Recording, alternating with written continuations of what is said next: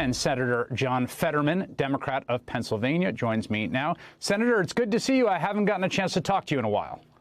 Yeah. Great to be here. Let me start with the most important matter facing our country at this dire moment, which is the matter of the Senate dress code, which has recently been changed. Of course, yes, yeah, no, of course. I've heard that some people are upset about that, and the right have been like losing their mind. You know, they're just like, oh my God, you know, dogs and cats are living together, and you know, like I said, aren't there more important things we should be talking about rather than if I dress like a slob? Yes, Marjorie Taylor Greene said that Senate no longer enforcing a dress code for senators is to appease Fetterman is disgraceful. Dress code is one of society's standards that set etiquette and respect for institutions. Stop lowering the bar. What do you say to that? Well, you know, her platform, you know, really, she runs on more and more ding-a-ling, you know, picks, you know, on in the meetings over in Congress. So again, I'm not really sure why she cares how I dress, but you know, she really takes it a different way.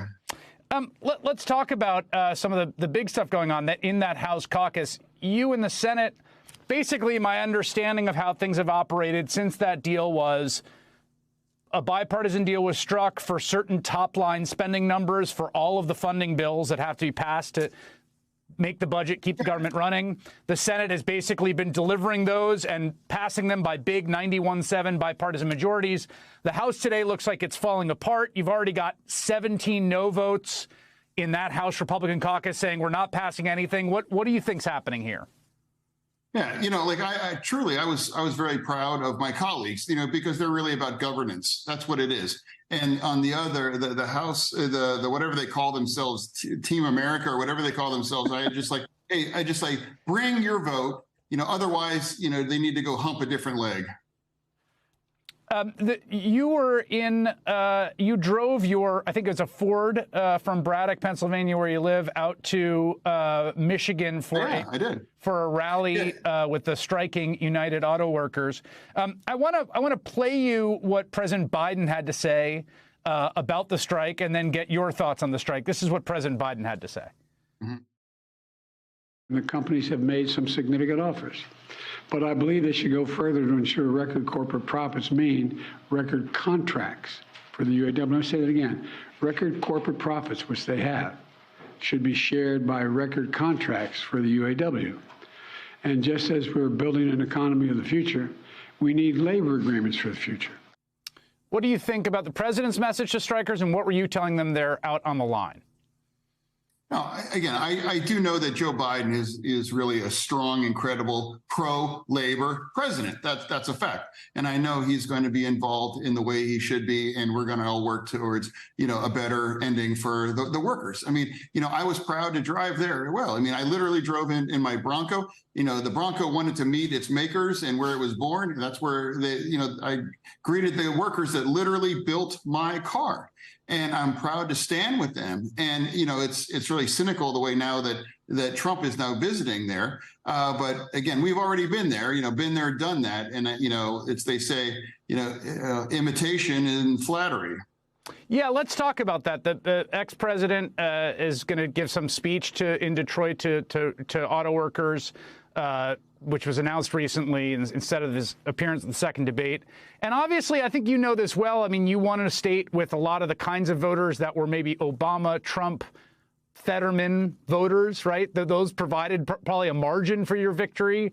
The ex-president trying to make a play for them. What is your message to those folks about who is going to look out for the interests of people like auto workers in the White House between possibly Donald Trump or Joe Biden?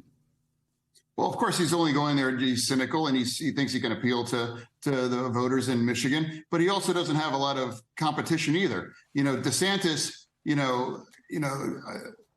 doesn't.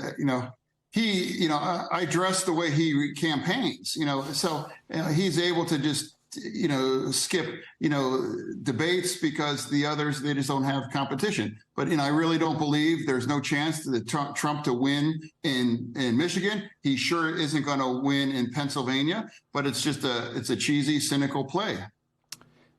You and I have not spoken, I think, for a while. You were campaigning, obviously. You had a stroke and had to deal with the aftermath of that and campaign while recovering from a stroke. You were then in inpatient treatment for depression in Walter Reed, and I've read some of the things you said and listened to some of the interviews, which I found incredibly moving and powerful, and I was really blown away by your sort of honesty about that. And I just, since we haven't spoken in a while, given the fact that you're still dealing with all this stuff while you're being a U.S. Senator, commuting to see your family, how are you doing?